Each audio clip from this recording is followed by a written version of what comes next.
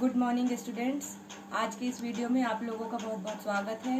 DBMS subject का अगला topic है हमारा डीबीएमएस कॉन्स्टेंट्स के बारे में। तो आज के टॉपिक में मैं आप लोगों को डीबीएमएस कॉन्स्टेंट्स के बारे में बताऊंगी। चलिए देखते हैं डीबीएमएस कॉन्स्टेंट्स है क्या। तो डीबीएमएस कॉन्स्टेंट्स कुछ कंडीशन, कुछ रिस्ट्रिक्शंस हैं जो हम अपने डीबीएमएस के टेबल्स पे लगाते हैं। डीबीएमएस के टेबल्स पे मतलब जो भी डाटा हम रिकॉर्ड जो भी हम टेबल्स में इंसर्ट करते हैं उनके एट्रीब्यूट्स पे कुछ न कुछ ऐसे रिस्ट्रिक्शंस लगाते हैं जो बहुत कंपलसरी होते हैं, जिनके बिना हम अपने रिकॉर्ड्स को अपने टेबल में इंसर्ट नहीं कर सकते। तो चलिए देखते हैं डीबीएमएस कॉन्स्टेंट्स कई प्रकार के होते हैं। डीबीएमएस कॉन्स्टेंट्स के प्रकारों को जानने के लिए मैं आप लोगों को प्रकारों को जानने से पहले एक छोटा सा एग्जांपल देती हूँ कॉन्स्टेंट्स के बारे में। जैसे आप लोग सबका अपना अपना ईमेल आईडी, जीमेल आईडी आप लोग सब बनाते हो। जब आप उसमें आप अपना user ID, user name create करते हो तो नेम क्रिएट करने पर आपको वहाँ पे अवेलेबिलिटी दिखाई देता है कि आपके नेम का कोई अदर पर्सन भी है जो बिलोंग करता है इसी ईमेल आईडी से। तो आपको वहाँ पे रिस्ट्रिक्शन ये दिखाई देता है कि आप सेम नाम के सेम डाटा के साथ अपनी आईडी क्रिएट नहीं कर सकते। उसके लिए आपको कुछ न कुछ उसमें चेंजेस करने होते हैं, मतलब अपने डाटा को यूनिक बनाना होता है। सो वह रिस्ट्रिक्टेड होता है। यही मैं आप लोगों को बताना चाह रही थी। रिस्ट्रिक्शन और कुछ कंडीशंस को लेके हमारा टेबल, हमारा डीबीएमएस, हमारा डाटाबेस चलता है जिसको हम कॉन्स्टेंट्स बोलते हैं। तो आइए हम डीबीएमएस के कॉन्स्टेंट्स के प्रकारों को देखते हैं। पहला आपका प्रकार है डीबीएमएस कॉन्स्टेंट्स का, जिसको हम बोलते हैं यूनिक कॉन्स्टेंट्स। तो यूनिक कॉन्स्टेंट्स क्या होता है, आइए मैं आप लोगों को एग्जाम्पल के माध्यम से समझा। हमारा पहला प्रकार है यूनिक कॉन्स्टेंट्स। यूनिक कॉन्स्टेंट्स में क्या होता है, यूनिक कॉन्स्टेंट्स में यदि हम किसी भी टेबल में, कोई भी टेबल के किसी भी एट्रीब्यूट में अगर हम कोई भी रिकॉर्ड, कोई भी डाटा इंसर्ट करते हैं तो वो यूनिक होना चाहिए। यूनिक मतलब उसमें कोई भी डुप्लीकेशन नहीं होनी चाहिए। जैसे फॉर एग्जांपल एक स्टूडेंट टेबल में रोल नंबर यूनिक होता है, रोल नंबर या इनरोलमेंट नंबर दोनों यूनिक होता है, दोनों सेम कभी नहीं हो सकते विद डुप्लीकेसी।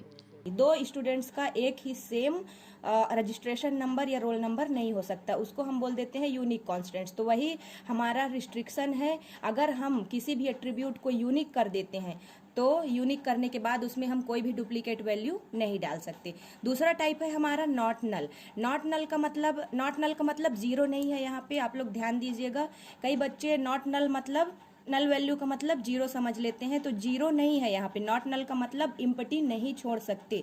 इसका एक सिंपल सा एग्जांपल मैं इसी टेबल से दे रही हूँ। आप लोग देख सकते हैं यहाँ पे दो मैंने एट्रीब्यूट लिखे हुए हैं, दो कॉलम है, रोल नंबर और ईमेल आईडी।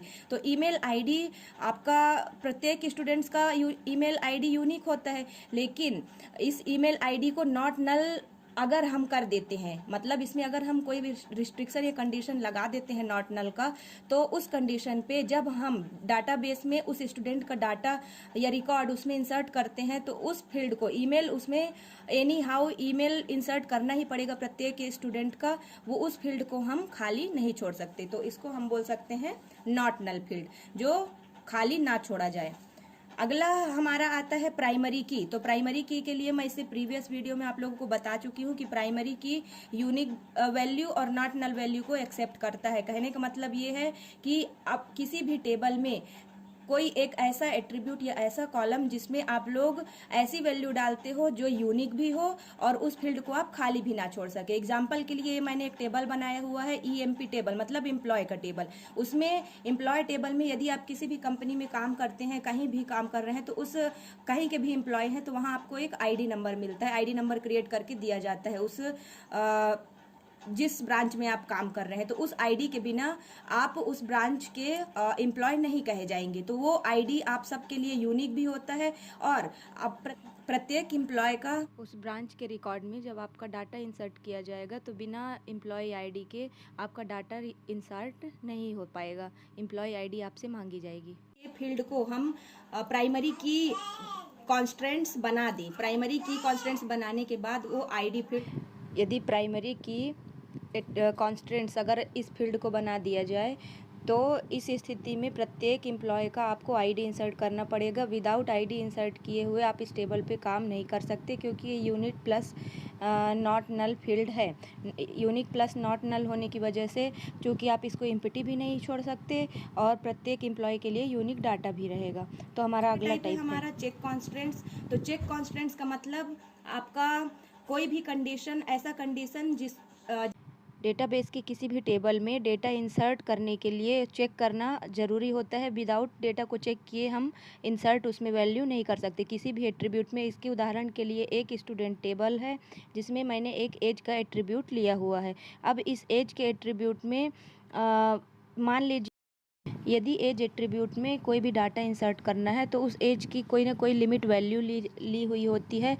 अब स्टूडेंट्स के उस लिमिट वैल्यू के अनुसार ही आप इस एट्रीब्यूट में डेटा इंसर्ट कर सकते हैं। जैसे फॉर एग्जांपल यहाँ पे मैंने लिखा हुआ है एज एट्रीब्यूट और उस एज एट्रीब्यूट में अब डाटा इंसर्ट करना है तो डेटा इंसर्ट कुछ लिमिटेशन वैल्यू ली हुई है। जैसे मैं यहाँ पे एग्जांपल के लिए check age is greater than 18 लिखी हूँ। तो इस एट्रीब्यूट में डेटा इंसर्ट करने के लिए हम उन्हीं स्टूडेंट्स के डेटा को यहाँ डाल सकते हैं जिनकी एज 18 से ऊपर हो। यदि यहाँ पे मैंने कोई स्टूडेंट 12 ईयर्स का है, अगर उसका डाटा मैं इंसर्ट करना चाहूँ तो वो रॉन्ग शो करेगा, एरर शो करेगा, डाटा इंसर्ट नहीं हो पाएगा। इसलिए यहाँ पे अगर कंडीशन 18 से बड़ा हो तभी हम इस एट्रीब्यूट में अपना डाटा इंसर्ट कर सकते हैं। यहाँ पे अभी मैंने 12 लिखा हुआ है तो ये हमारा रॉन्ग एरर शो करेगा, हमारा कोडिंग सही नहीं है। तो जिस टाइप से आप एज का कॉन्स्टेंट्स बनाते हैं उसी कॉन्स्टेंट्स के करस्पॉन्डिंग आपको एट्रीब्यूट में डेटा इंसर्ट करना होता है।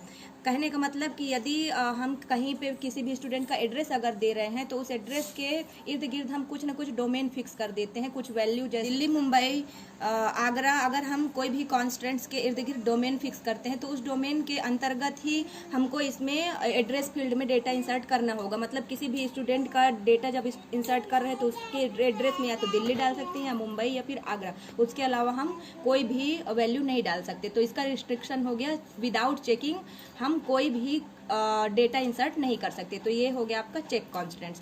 अगला है आपका फॉरेन की कॉन्स्टेंट्स, तो इसको मैं सबसे लास्ट में बताऊंगी। इससे पहले डिफॉल्ट कॉन्स्टेंट्स का मतलब ये है कि ऐसी कंडीशन जिसमें हम बाय डिफॉल्ट कुछ ना कुछ वैल्यू हम सेट कर देते हैं।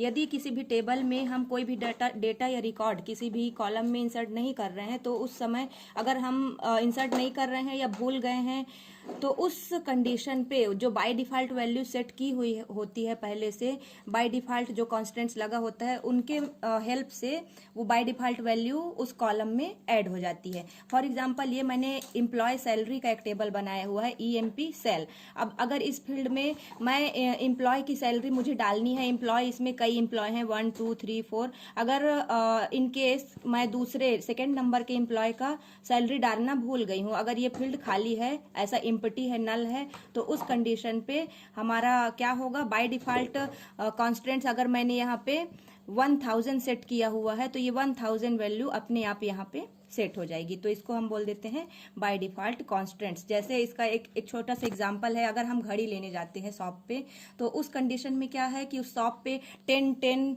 करके कुछ वैल्यू सेट रहती है, मतलब वो बाय डिफॉल्ट वैल्यू है, फिर हम अपने हिसाब से टाइम को उसमें मैनेज कर लेते हैं। तो ये होता है आपका डिफॉल्ट कॉन्स्टेंट्स। अब हम अपने लास्ट टॉपिक में आते हैं जो हमारा है फॉरेन की कॉन्स्टेंट्स, और ये बहुत ही इंपॉर्टेंट टॉपिक है इसलिए ध्यान से देखिएगा।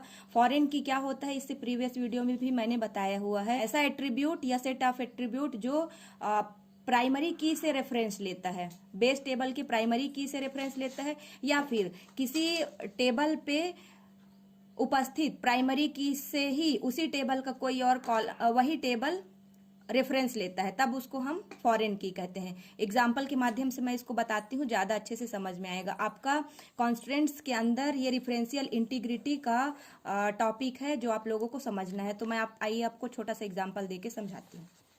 ऐसी की है जिसमें कोई भी ऐसा एट्रीब्यूट या सेट ऑफ एट्रीब्यूट जो प्राइमरी की के रेफरेंस से किसी दूसरे टेबल से आया हो या सेम टेबल से आया हो, ऐसे की को हम फॉरेन की कहते हैं। फॉर एग्जाम्पल यहाँ पे अभी मैंने 2 टेबल लिए हुए हैं, एक स्टूडेंट नाम का टेबल है, एक कोर्स नाम का टेबल है, जिसमें 3 एट्रीब्यूट है, स्टूडेंट का रोल नंबर, नेम और एड्रेस। उसी तरीके से कोर्स टेबल में 3 एट्रीब्यूट है, कोर्स ID, कोर्स नेम, और यहाँ पे मैंने रोल नंबर लिया हुआ है। यहाँ पे मैंने 2 टेबल लिए हुए हैं, student table, course table. Student table में 3 फील्ड हैं, 3 कॉलम हैं आपके, रोल नंबर, नेम, एड्रेस। उसी तरीके से कोर्स टेबल में कोर्स आईडी, कोर्स नेम और यहाँ पे रोल नंबर लिया हुआ है। अब यहाँ पे एक वर्ड है रेफरेंशियल इंटीग्रिटी। तो यहाँ पे रेफरेंशियल इंटीग्रिटी का मतलब, यहाँ इंटीग्रिटी शब्द का मतलब है आपका सेम डेटा। अब इन दोनों टेबल में आप देख सकते हैं, एक स्टूडेंट टेबल है, कोर्स टेबल है, दोनों में सेम डेटा होने चाहिए। इसका मतलब ये है कि फर्स्ट टेबल में जो रोल नंबर का एट्रीब्यूट का रोल नंबर जो है वो प्राइमरी की, एज अ प्राइमरी की इस टेबल के लिए वर्क कर रहा है। प्राइमरी की है तो ये नॉट नल फील्ड भी है और यूनिक फील्ड है। इसके द्वारा हम इस टेबल के सारे रिकॉर्ड को रो वाइज यूनिकली आइडेंटिफाई कर सकते हैं। अब हमारा सेकेंड टेबल है कोर्स टेबल। अब यदि मैं यहाँ पे कुछ डेटा इंसर्ट करती हूँ, फॉर एग्जांपल 1 2 3, यहाँ पे नेम है ABC और एड्रेस है मान लीजिए दिल्ली, आगरा और ये मुंबई। और यहाँ पे मैंने कोर्स आईडी डाली हुई है C1 C2, कोर्स का नेम मैंने डाला हुआ है DBMS नेटवर्क और रोल नंबर यहाँ पे मैंने लिखा हुआ है 1 2।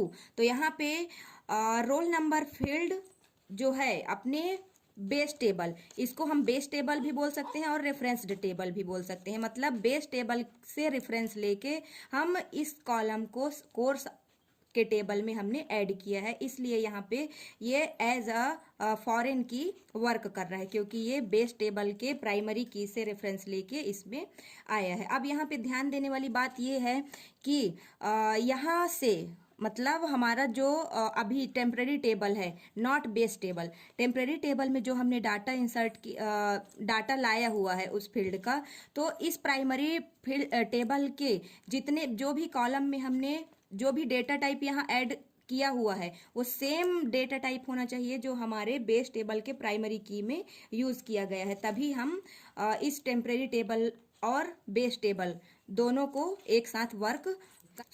यहाँ पे ये हो गया रेफरेंशियल इंटीग्रिटी का कॉन्सेप्ट। अब इसका एग्जाम्पल मैं यहाँ पे आप लोगों को ऐसे बता रही हूँ, जैसे यहाँ पे रोल नंबर 1 रोल नंबर 2 है, ठीक। अब इस रोल नंबर 1 और रोल नंबर 2 का सेम डाटा यहाँ भी रिकॉर्डेड है। यदि मैं यहाँ पे यदि कोर्स टेबल में टेम्परेरी टेबल में 4 नाम का रिकॉर्ड अगर इंसर्ट है, तो इसका यही मतलब होगा कि अपने बेस टेबल में भी 4 कहीं ना कहीं पे होगा ही। तभी हम कह सकते हैं कि दोनों टेबल में सेम डेटा है और तभी हम डेटा को आइडेंटिफाई कर पाएंगे। तो ये हमारा डिफरेंशियल इंटीग्रिटी का कॉन्सेप्ट है और फॉरेन की बहुत ही इंपॉर्टेंट टॉपिक है। इसका एक वीडियो मैं अलग से शेयर करूंगी जिसमें आप लोगों को बहुत अच्छे से समझाया जाएगा। आप लोगों को ये वीडियो बहुत अच्छा लगा होगा, आप लोगों को समझ में आया होगा और आगे की कॉन्सेप्ट के लिए अगला वीडियो जरूर देखिएगा।